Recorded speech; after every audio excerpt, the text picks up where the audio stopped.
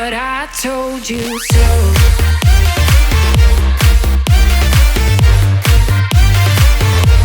Welcome to my channel, everyone.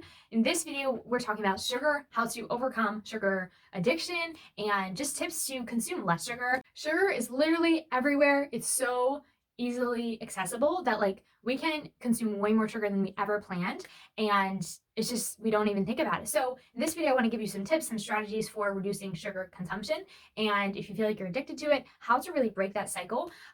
First thing, when you eat sugar, it is addictive. It binds to a receptor in your brain that gives you like a euphoric experience. So that's real, and know that consuming a lot of sugar will just make you want to keep consuming sugar. So you can kind of gradually reduce it so that it's not like this huge withdrawal. But what you really want to do is consume meals that are just really balanced. So you need those healthy fats, those healthy proteins.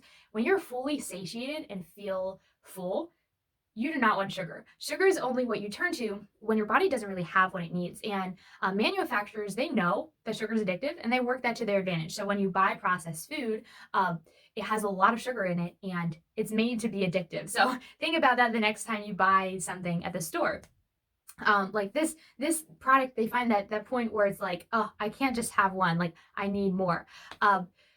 So it's made to be addictive, but how do you really make yourself not crave that? It's harder to not eat sugar when you're craving it. And another thing that they do is there's kind of low fat trends, or there was for a while. And what they did, they took out the fat, and healthy fats, what makes you feel full and what makes you want to stop eating, because when you feel full you don't want to keep eating. But they would take out the fat, they make a low fat product, but then it didn't taste good because it didn't have that healthy fat. So what they would do is load it with sugar, and that sugar made it taste better, but it was just like so much sugar, and your body craves that sugar, so you actually get more fat when you eat those products that are low fat and have double the sugar than products that have that fat and not as much sugar. So also, blood sugar is something you want to keep in mind when you're eating.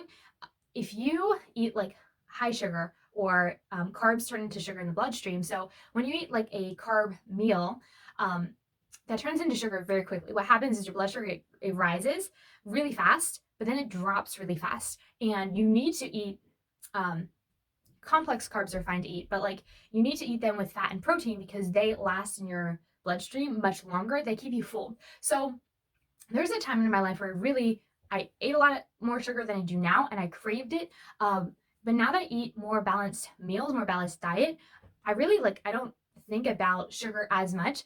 Now I feel like I have a sweet tooth. I like sweet things, but unless it's in front of me, it's not like I think about it. So, if I'm out somewhere, I won't think, oh, I should go buy myself a cookie. But then if it's if you're at a party and there's all this food, sight triggers you. And that's another point. If you are trying to reduce it, get it out of your house. Get it out of your sight. Sometimes party of social events, that's the one place that's really hard. And honestly, for me personally, it's easier to save. If I'm going to have so much sugar or so much of a certain food that I don't want to have a lot of, I plan that for the times when it's going to be, out at a restaurant or with friends where you might not have those healthier options. But if it's just in the middle of the day, you could eat something healthier. So save, if you're going to have a cheat cookie or a cheat meal or however you do it, just to kind of plan and keep in mind, okay, when am I going to have that sweet treat?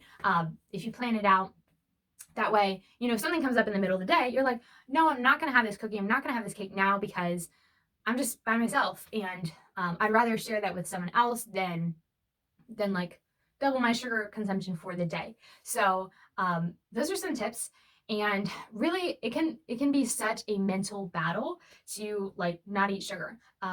But the more you also if you have sugar cravings, just distract yourself with something else. Oh, here's a point I wanted to make. Food can be such a bingey thing. When people feel lonely, when they feel insecure, or when they feel depressed or anxious, they can often turn to food because they feel like they don't have other people. So I'd encourage you, get on the phone. If you're feeling that way and you turn to food because of those feelings, my guess is half the people know that they're binging on food. The other half, they don't know, and they feel this emptiness, so they're going to food, they're going to sugar, but they're not necessarily knowing why they are. Get on the phone, talk to a friend, talk it out. Don't eat it out, talk it out. And also, like, exercise is so good for your brain. Exercise also produces endorphins that make you feel awesome. So get outside, run, move your body. That will really help you. Just forget about sugar, forget about the cravings, and a couple foods that are just so sugary. Juices and sodas and teas, like those are so sugary, and they don't have protein and fat. Like maybe you eat them with a meal, but like they don't have anything else. That goes straight to your bloodstream.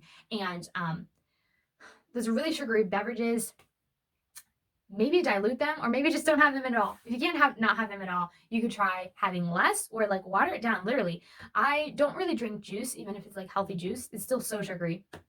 But if I do, it's like I do not need all that concentrated sugar within like this much. So I will oftentimes just water it down and do it that way, and it works. So yeah, these are just some tips.